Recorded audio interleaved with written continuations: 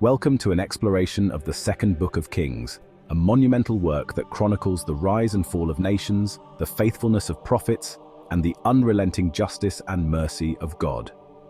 This book is not just a historical record, it's a divine mirror reflecting both the glory of faithfulness and the tragedy of rebellion. Like a carefully woven tapestry, each thread, be it of a righteous king or a corrupt ruler, a miraculous prophet or a stubborn people, contributes to a profound and timeless message.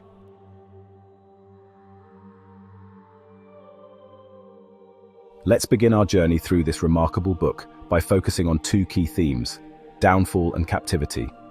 These are not simply historical events, but spiritual milestones.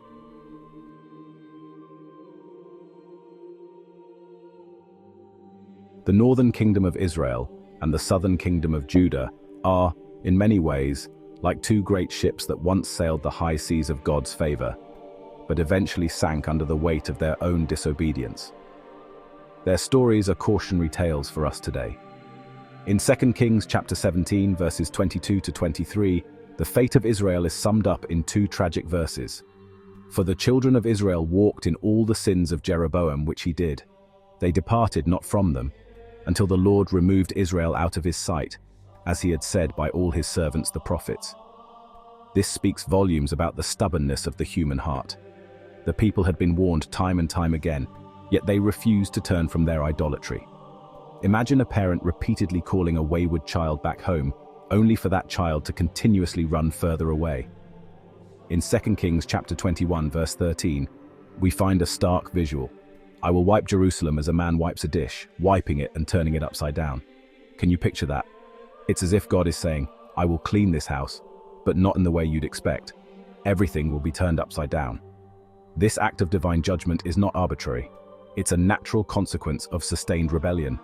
Yet, even as the cities crumble, God's ultimate goal is not destruction, but restoration, a theme that quietly hums in the background of this book.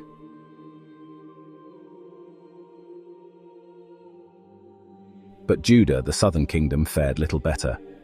The last chapters of 2 Kings recount the dark days leading up to the Babylonian captivity.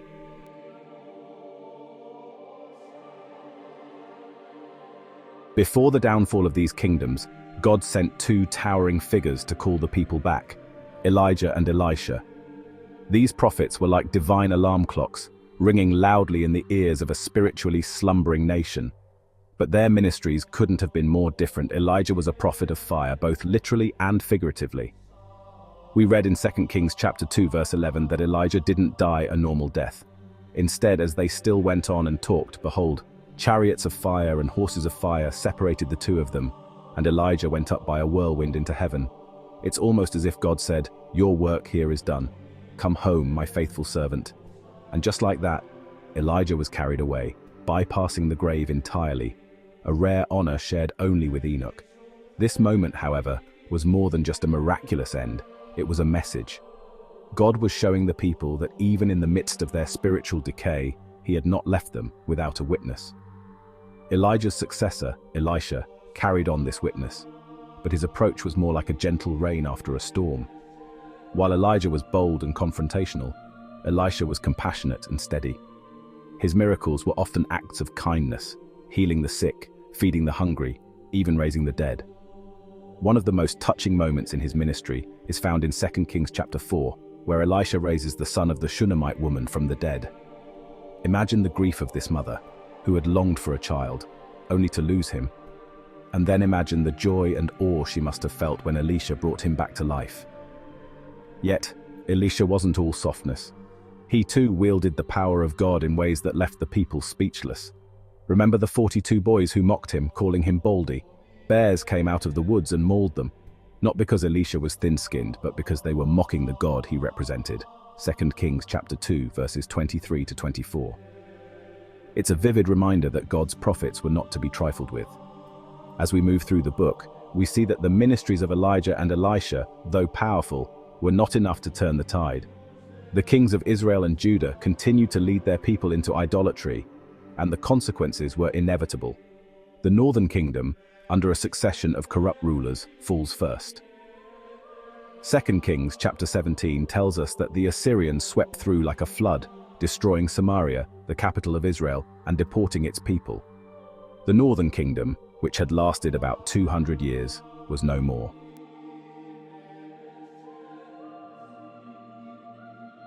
Nebuchadnezzar, the king of Babylon, besieged Jerusalem. The famine was so severe that people had no bread to eat. Eventually, the city walls were breached, and the last king of Judah, Zedekiah, tried to flee. He was captured, and in a scene almost too gruesome to imagine, his sons were killed before his eyes, and then his eyes were put out. 2 Kings chapter 25, verse 7. It's a chilling reminder that rebellion against God leads to unimaginable suffering.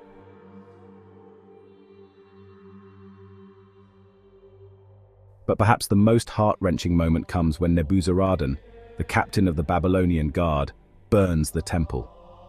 This was the place where God's presence had dwelt, where sacrifices had been offered for centuries, where prayers had ascended like incense. And now, it was reduced to ashes. The temple's destruction marked not just the fall of a city, but the severing of a sacred relationship between God and his people. The Book of Lamentations would later capture the sorrow of this moment with the words, "How the gold has grown dim, how the pure gold is changed." Lamentations 4:1.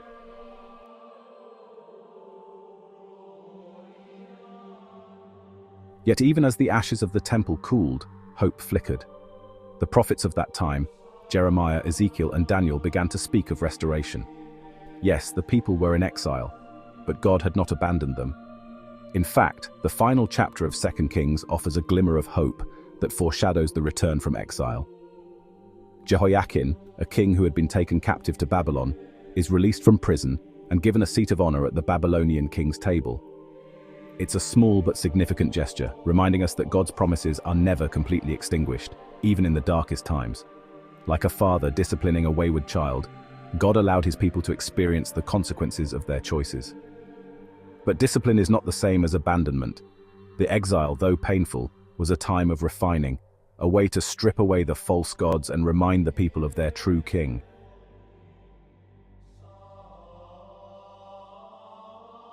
So what can we, living thousands of years later, possibly learn from these ancient stories of kings, prophets, and nations? The first and perhaps most important lesson is this: faithfulness matters. Throughout 2 Kings, every king is judged not by the size of his army or the wealth of his kingdom, but by his faithfulness to God's law. The kings who did what was right in the sight of the Lord, like Hezekiah and Josiah, experienced moments of victory and renewal. But those who turned their backs on God, like Manasseh and Zedekiah, led their people into destruction. But faithfulness isn't just for kings, it's for you and me. The question we must ask ourselves is this: are we living faithfully in the small things? Are we heeding the warnings that come, sometimes as loud as a prophet's shout, and other times as soft as a whisper in our conscience? As C.S. Lewis once wisely noted, God whispers to us in our pleasures, speaks in our conscience, but shouts in our pains. It is his megaphone to rouse a deaf world. 2 Kings is God's megaphone, a shout that warns of the dangers of drifting from his word, but also a shout that promises restoration for those who return.